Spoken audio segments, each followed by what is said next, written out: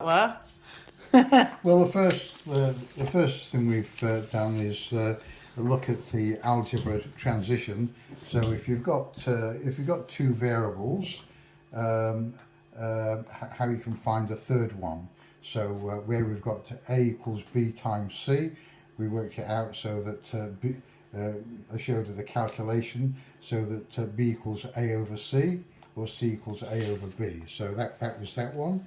Then using it in a with the actual variables, we then where we knew what b was and c was, we were able to calculate what a was, and then we also did the calculation to b to confirm that the b was actually 10. It confirmed at 10, and that c equals 6. And this is correct. Exactly why basic algebra was so important, Clarissa.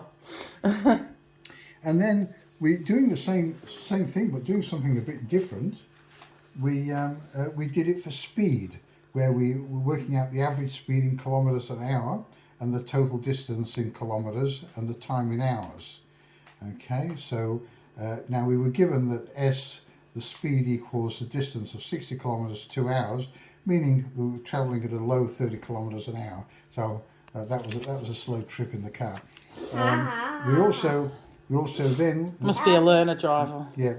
We then confirmed the distance is speed times the time would be 60 kilometres, because you've gone 30 kilometres times 2 hours is 60 kilometres, which confirmed what we had, and here, and the time here, the distance divided by the speed is the 2 hours. So so every which way it confirms it. Now we also did a calculation here using Ohm's Law, which is voltage equals resistance times current. Yes, I know you do, Lo. So what's the Ohm's Law? I won't tell.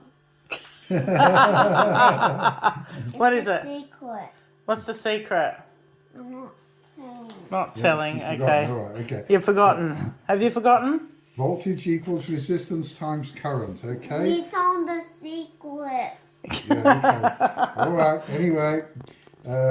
So what we did though, using that, we worked out the different formulas. So how V equals resistance times current, or resistance is voltage over current.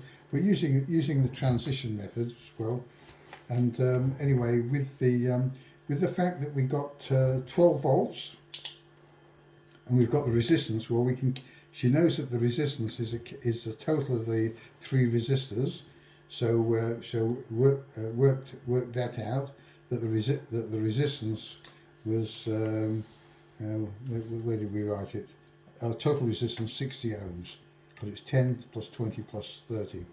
But then the current I, which is the symbol for current, equals voltage over resistance.